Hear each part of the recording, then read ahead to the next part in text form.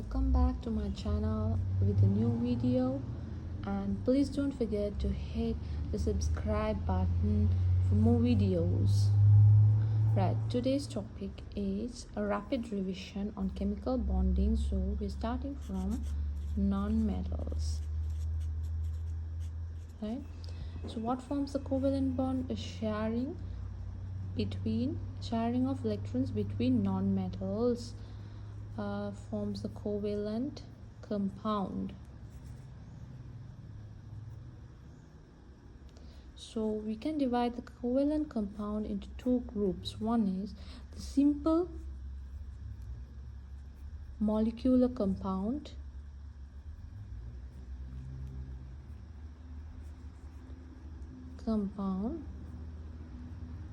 and the other one is the giant molecular structure, giant covalent structure, giant structures.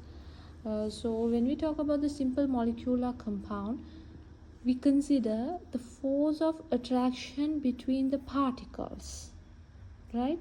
The intermolecular force of attraction between the molecules. We have the intermolecular force of attraction that is weak,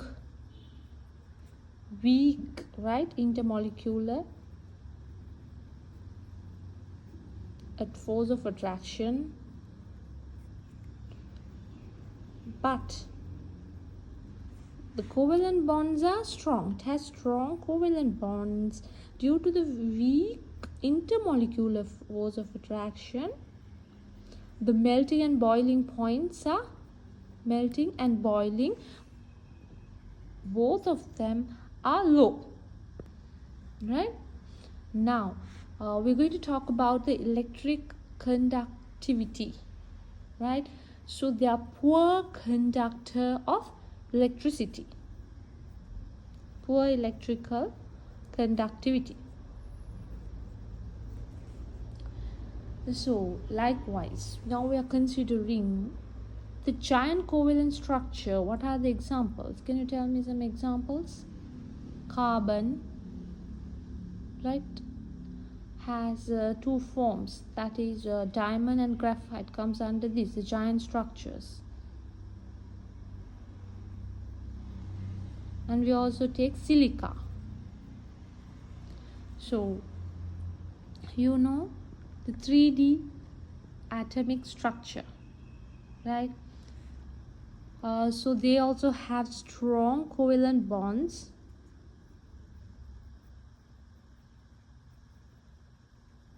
If you take a diamond, one carbon is linked to 4 other, but in graphite it's only linked to 3 other, and it has a delocalized electron.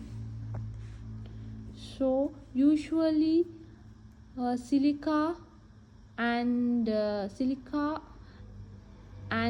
diamond does not conduct electricity, but this is an exception. This graphite conducts electricity, right? Good conductor of electricity. And you know it is found in hexagonal rings. The shape goes on and it can slide between the layers, right? We found this graphite in the pencil points, and it can conduct electricity. So that is fine. Then we talk about the silicon dioxide. That is also a giant covalent structure, and it cannot conduct electricity. So now we are coming back to we have spoken from the basics, that is from non-metals. Now what about the metals? Right, these metals and non-metals both share and gain electron.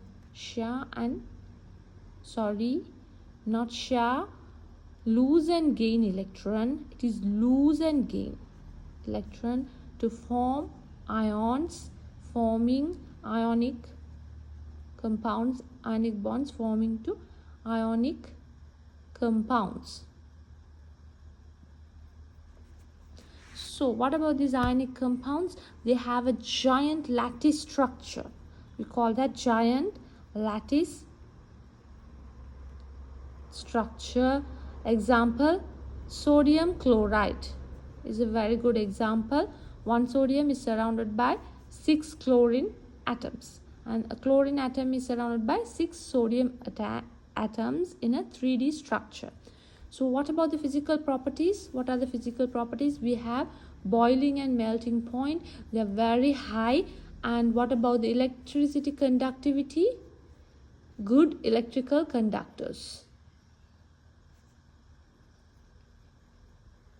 Electrical conductors.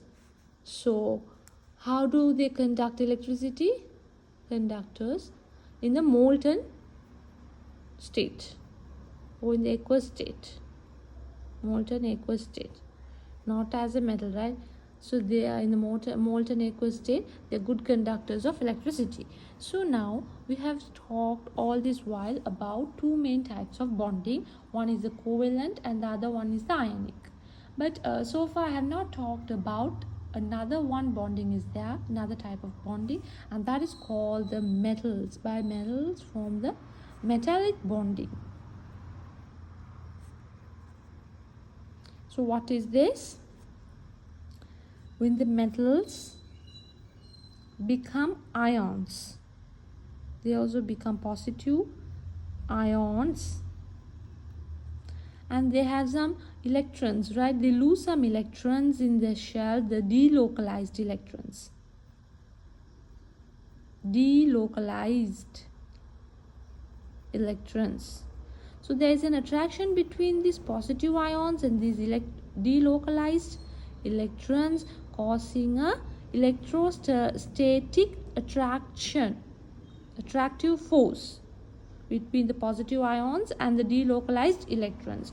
So we say these delocalized electrons are found in a bed, there's a sea bed of delocalized electrons. Sea bed, that means so much of delocalized electrons in between. So there is an attractive forces between the positive ions.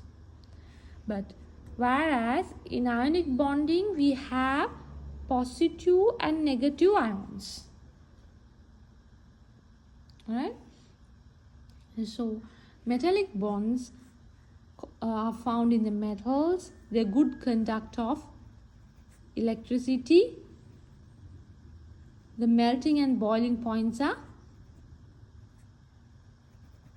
also very high. Then about the metals we talk one more thing, that is they are malleable and ductile. So what does malleable means? They could be broken down into thin sheets, and ductile, they could be turned into thin wires. Okay, that's all for today, and let's wind up this session. Please don't forget to hit the like button and give a subscribe to my channel.